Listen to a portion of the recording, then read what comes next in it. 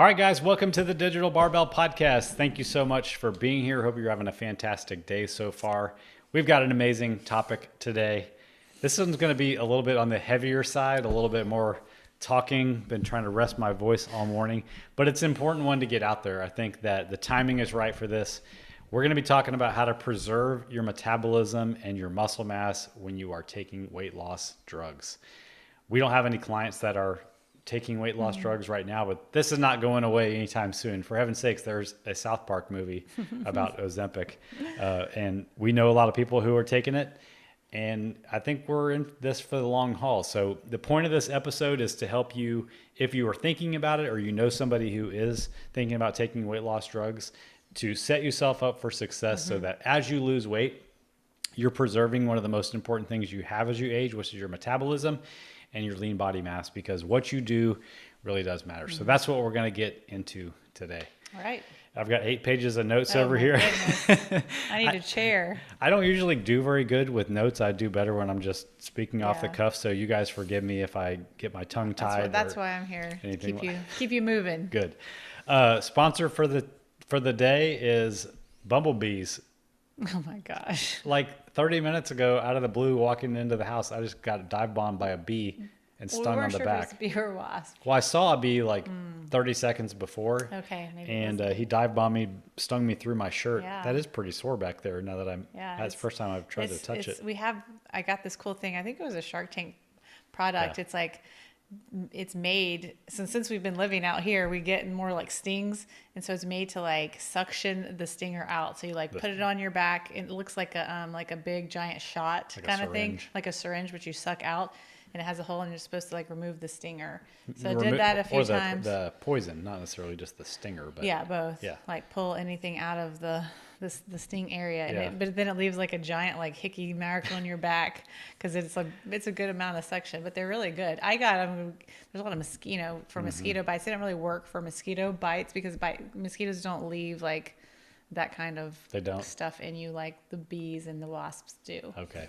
Well, I can tell you it stings right now. So I'm glad we're doing this as a distraction for that. Good. It'll be like itching. Yeah. So there we go. That's the sponsor of the day. Okay. You got any other announcements or anything like that? I don't think so. All right. Well, let's get right into the topic. All right. So right now, everybody knows there's these weight loss drugs that you can get either through a doctor, and now even there's Instagram ads out there for you to be able to get these from a compounding pharmacy, or I've even heard of people buying these out of people's trunks out there. But basically, the weight loss drugs can be divided up into 2 categories. They're semaglutide oriented based weight loss drugs, and then there's ones that are based on another one called liraglutide.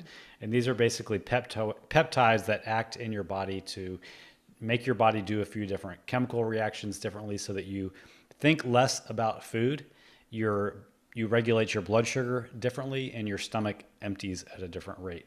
The thing that happens when you do all this is you just stop eating so much, both from the physiological and the psychological standpoint. So what they do is they both get you down into a calorie deficit, just like any other diet that causes weight loss. If you go on a low carb diet, you create a calorie deficit by not being able to eat cookies, pasta, ice cream, all that kind of stuff. If you do intermittent fasting, you get into a calorie deficit because there's less time during the day that you can eat. If you get into a calorie deficit through counting macros, it's because you have a budget to work with and you don't eat. So the point is there's nothing magical happening. Right. It's creating a calorie deficit just by decreasing how much you think about food, how much you want to eat. And that's the way that it works. So these are being sold as what they call lifetime drugs. Since all they're doing is modifying what's going on in your body, once you stop taking it, your body goes back to doing its own thing. The hunger comes back. The way that your body was metabolizing blood sugar goes back to normal, and you are hungry again. And you will most likely go back to whatever default habits you had before you started taking the drugs. So that's how it works. And the point of this podcast isn't to pass judgment on whether you should or shouldn't do this, or if it's good, or what's going to happen in the long term. But if you're thinking about it, or you know somebody who has, like, we want to make sure that as you're losing weight, that we're following like the basic lifestyle habits of a healthy person, so that eventually, if you can no longer afford to take the drugs, or you don't want to keep getting a prescription or whatever, you're in a good place, both from a habit, lifestyle, metabolic, and lean body mass standpoint.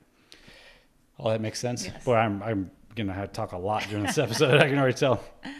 Okay, so I already mentioned that most people probably don't think about this going into it, that they're going to have to take it for the rest of their life. I think with all kinds of diets, a lot of people just take the approach of, well, I'm just going to lose the weight, then I'll figure out how to keep it off. And I think all of us can attest to how that usually plays out in real life, because when there's no underlying habit change, it's really, really easy to go back to whatever habits you had before you lost the weight.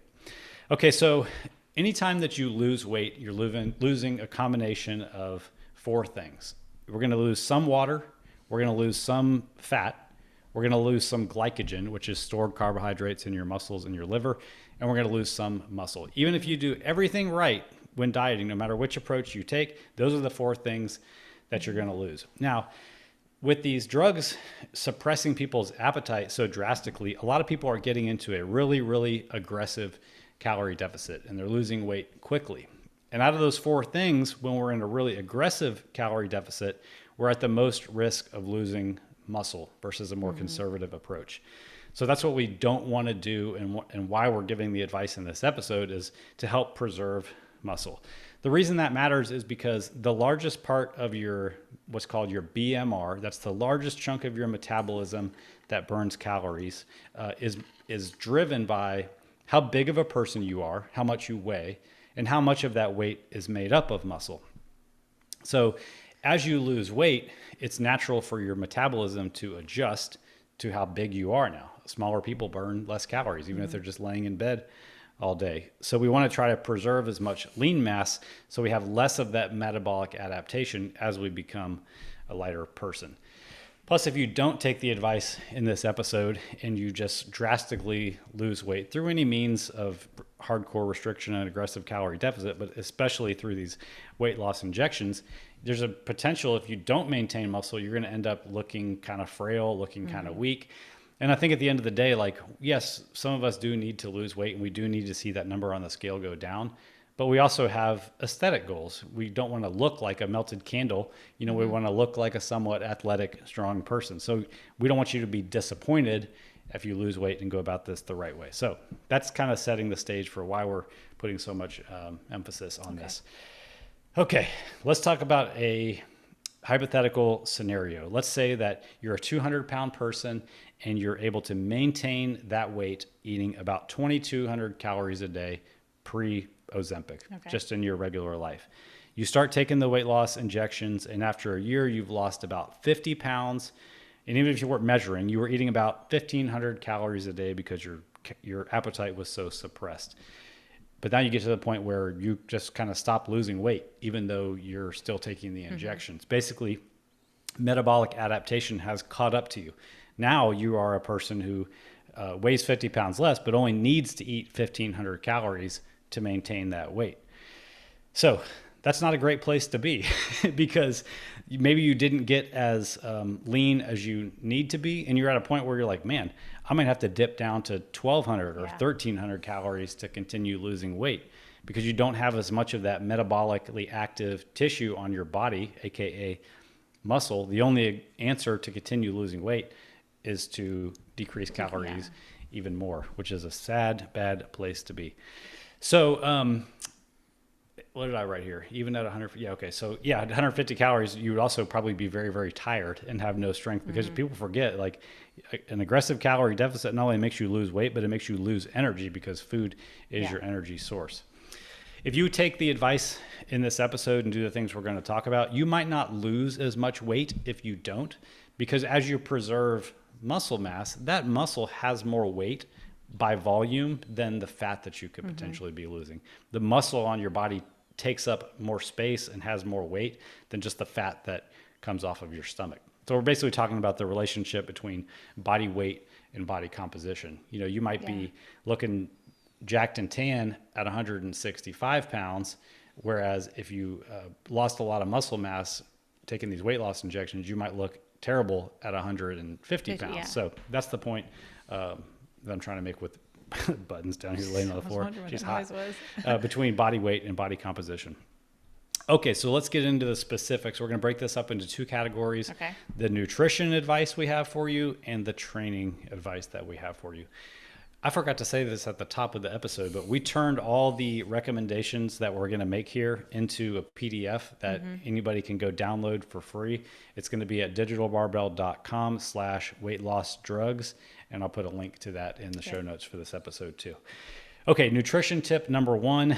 Nobody's going to be surprised at some of these because if you've listened to this podcast more than once or twice, the basics are the basics for a reason. They work, but there are some things that we need to fine tune here. Number 1, start the day off with 16 to 20 ounces of water and aim to have about 60 to 80 ounces of water per day.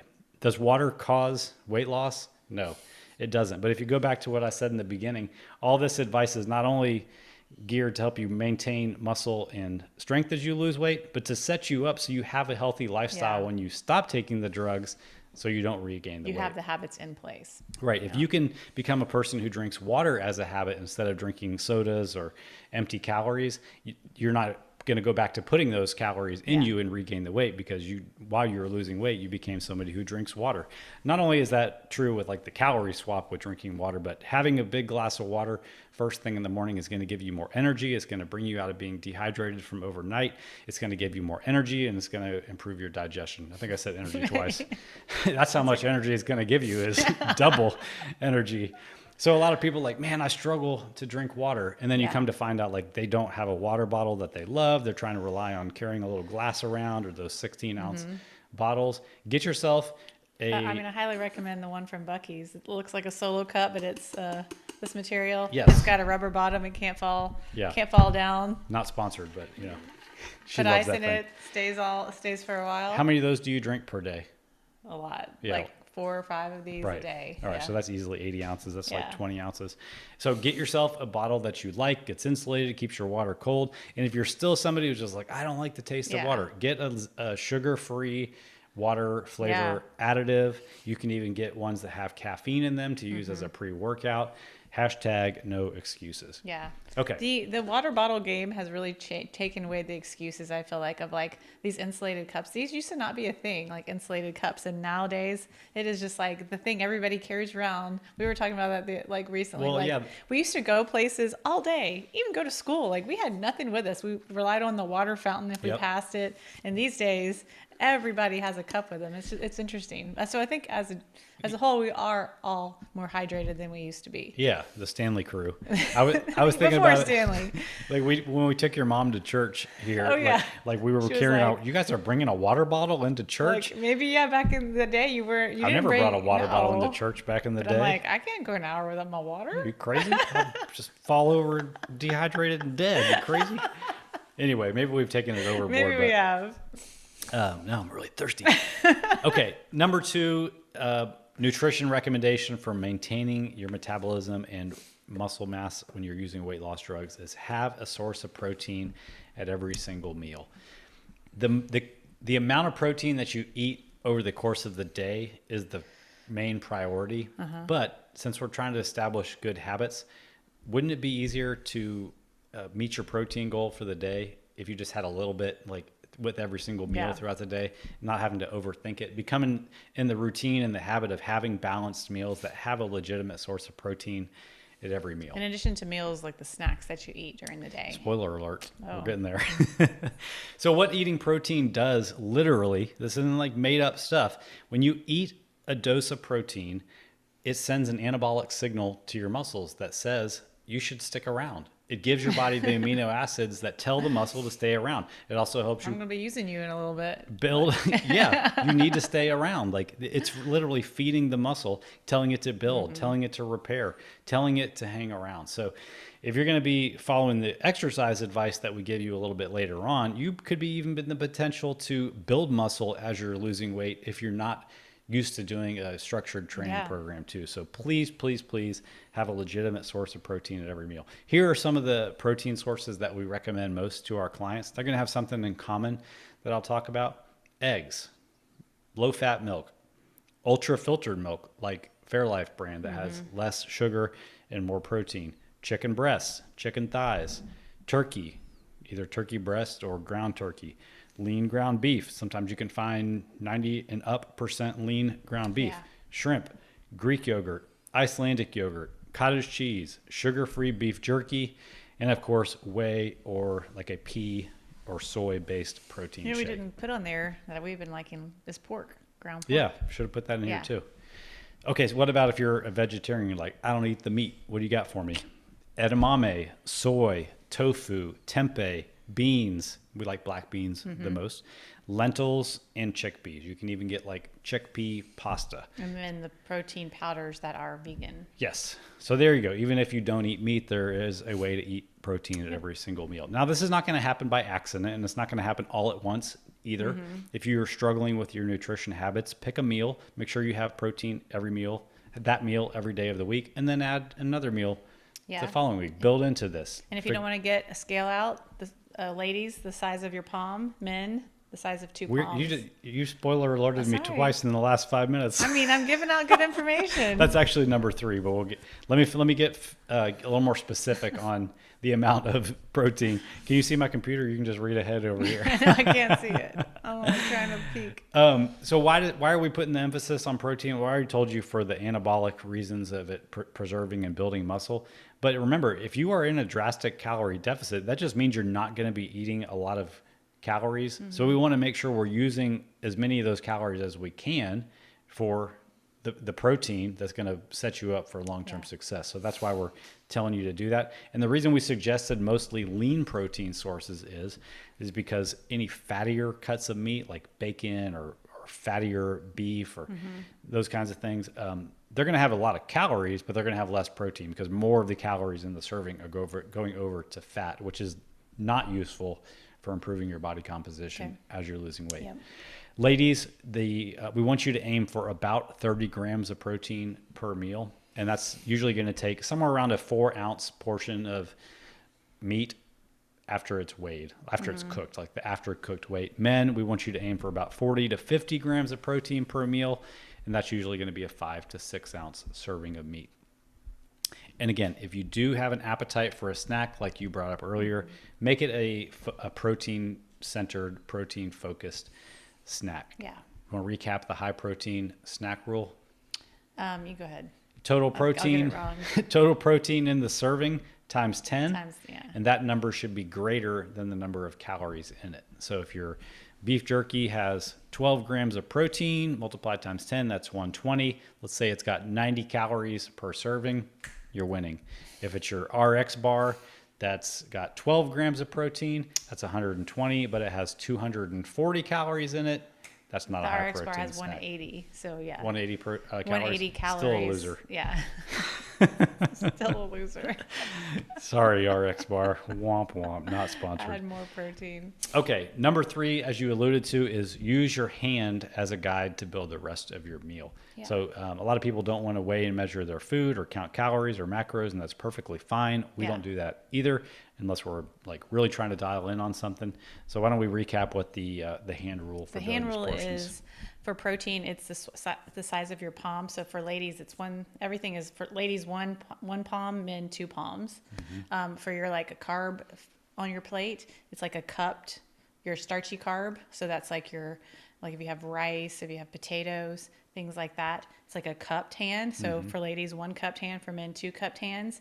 And then the fat is unfortunately just the size of your thumb. So ladies 1, men 2. And think about in the fats is like, there's already fat included in some meat that you're eating. Like if it's a 85-15 hamburger, there 15% of that is fat. But then you have avocado, you have dressings. Those are all like your sources of fat. Yep. And then the rest of your plate is that you can like fill with vegetables and stuff. So go to town on that kind of stuff. Yeah. No measurement on them. I think those. technically we tell people 1 to 2 fists of vegetables, but we've yet to see anybody who's like overeating vegetables. Yeah, so I would like that's what we do is just like fill up the rest of our plate or bowl with like bell peppers and cucumbers and whatever you're enjoying. So maybe you've dieted before, or you're thinking about taking these weight loss injections, and you're already coming from the mindset of like, did they just say to eat carbs? Don't those make you gain weight or stop weight loss? No, I mean, carbs are going to keep you from feeling lethargic. They're going to fuel the training that we're going to tell you need to be doing to be able to preserve your body composition and muscle mass. They fill your liver and your muscles up with glycogen that give you that short burst of energy when you need to do something hard. Carbs are perfectly fine to eat as you lose weight, no matter Yeah. what intervention you're using. So what was that? My phone like rang. I hope it kept going. Okay, so don't be afraid of carbs. Take advantage of the portions that likely Mm-hmm. just said in there. Some examples of carbs that we like: greens, squash, zucchini, all the fruits, especially watermelon this time of year, oats, rice, potatoes, beans, and as the high protein vegetarian options, those are things like chickpeas, lentils. Those are also carb sources. Yeah. Asparagus, broccoli, cauliflower, whatever. Just Don't be as a afraid general of rule, carbs. staying away from like the super highly processed carbs. Well, you are a mind reader today. Guess what number 4 is? Eat mostly minimally. It's Eat like I mostly typed minimally this up or processed something. food.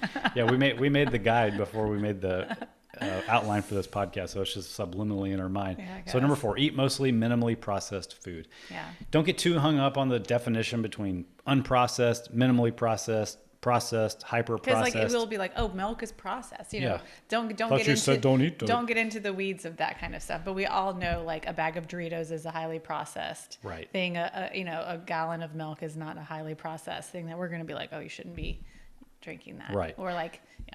And the reason that this matters so much is it goes back to the very beginning. If you build the habit of eating and skill, it's a habit and a skill really, of eating and cooking mostly minimally processed foods. If you ever want to stop taking these weight loss drugs, Yeah. you have a firm foundation of eating proper portions of food that's going to fill you up without having a million calories that's going to make you regain the weight. Yeah. If you lose a bunch of weight just because you stop eating on Ozempic, and then when you turn off the switch of the injections and you were used to ordering pizza, having chips, and drinking fancy coffees multiple times per week, the weight is going to come back on really, really fast. But if you're used to eating lean protein, vegetables, health promoting grains that fill Yeah. you up, and fruit, boom, you are way ahead of the game Yeah. compared to anybody else. And then the other reason is if you're going to be eating a whole lot less, we still need the micronutrients, vitamins, and minerals that come along with eating fruits and vegetables too. So including those things in your diet are going to help you from creating a malnutrition situation just Yeah. because you're losing weight so aggressively. Yeah. You want to eat up as many of the calories that you are eating with highly nutritious, vitamin-rich foods and lean protein. And what does that also do? Takes up space in your Yeah. stomach for adding in the things that you shouldn't really be putting in anyway. Right, which is like probably not going to be as much of an issue when you have no hunger, but once you turn off the drugs, that's going to come raging back, and you will be just wanting to go nuts on the stuff that you have no habit Yeah. around. So that's why we want to make sure you don't do that. Okay, follow those tips on the nutrition front. You're going to be #winning. You're going to be healthier than anybody you know too. Mid podcast, let's do a bee sting check. How you doing? Feeling normal? I feel it. You got any Feeling a superpowers? little woozy No. over here. No. Actually, I'm glad that I got stung because I was out with the dogs. Oh yeah. And We have a our dog that dog- is allergic. Like Like really allergic. Yeah. Almost lost her one time. That's how we found out that she was allergic. Okay, let's move on to the exercise suggestions Okay. that we have. Now, you don't have to exercise to lose weight. But like I said, if you want to maintain muscle, you need to eat your protein. You need to do some sort of resistance training. Plus, you're going to like the way that you look as you lose weight too. So, you also want to maintain function. Like you want to be strong. You You want to be capable out in the real world. Yeah. So this is a situation of use it or lose it. So we're going to talk about how you're going to use it. Okay, number 1, an easy one. We're going to just do some walking. Okay, so this is scalable to any level. Maybe We're talking. I think you need to back up because you're like you don't have to lose. You don't have to Okay, exercise yeah. to lose weight. You're talking to Well- people who are starting injections right now. right. Okay. Yes, you're starting the injection. Even if you don't work out, Yeah, you're going to because lose you're weight starting because this you're eating. injection, You're yes. eating so much less. But But back to the beginning, like we're trying to set you up for long-term creating success. habits for when you're not able to do the injections anymore. Yeah, or you great decide point. You don't want to do it. To Okay. give you great results when you Yeah. as you lose weight, but then also to set you up for having a healthy lifestyle. And these, afterwards. whenever if we were suggesting this to somebody, we would take into account like their history. So we're basically starting from like, if you have not been exercising at all in the past like 6 months, year plus, where to start is walking. Yeah. Start some daily movement. Okay, go ahead. And just like you don't have to have a step goal right Yeah. now. Just monitor how many steps you're getting now and slowly try to increase that. Even if you don't And have if you don't have a thing that keeps track of your steps, you could even do it by 10 minutes. Like today, I'm going to walk for 10 minutes, and do that for a week. And you're like getting a 10-minute walk, and then you're going to up it to 15 minutes. Right. You're going to gradually, like, the 10 minutes is going to get too easy for you, and you're going to graduate up to where you're like walking up to 30 minutes. Yeah. At a time And each day. Truth be told, walking doesn't burn a ton of calories, but Yeah. it does help you regulate your appetite, it improves insulin resistance, it improves joint health. And it's just And a health mindset. I mean, I feel so mindset. much better when I go for a walk. Right. Unless, like, clears your head somehow. So you might burn an extra 100 calories a day Yeah. doing this walking, but when you go off of the injections, you're going to have a really good base of, just daily activity.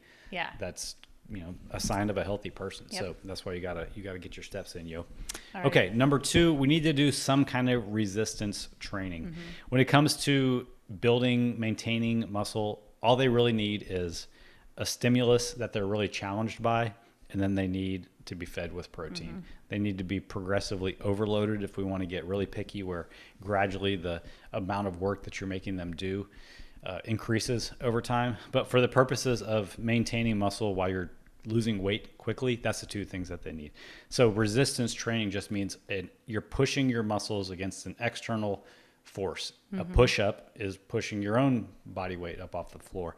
An overhead press is pushing a weight. A squat is, using your legs for resistance. I think Yeah. you get the point. But Right. you're just doing more cardio, going for a bike ride, running, rowing, those kinds of things. Those aren't resistance training. Yeah. And those are not the things that are going to help you preserve your muscle and slow down metabolic adaptation as you drastically lose weight. So that's why resistance training matters.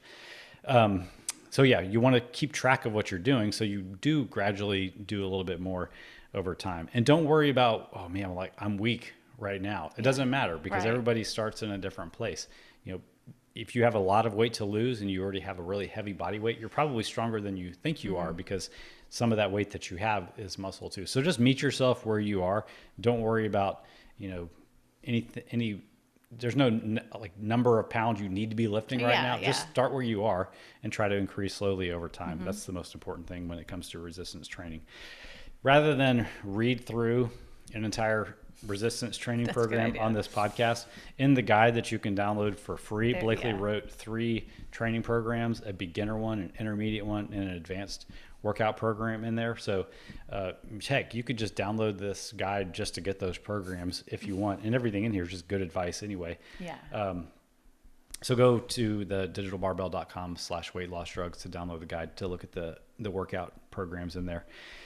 And again, the reason that we're emphasizing training in this is that people who lose weight and keep it off, they keep exercising. Yeah. So if we want it to be part of your journey during the process, so that it's something you keep doing over the long term for all the benefits that it has. What's that? I was just going to say that's the 3 things when it Okay. comes to the non-nutrition things that you got to do. Again, right.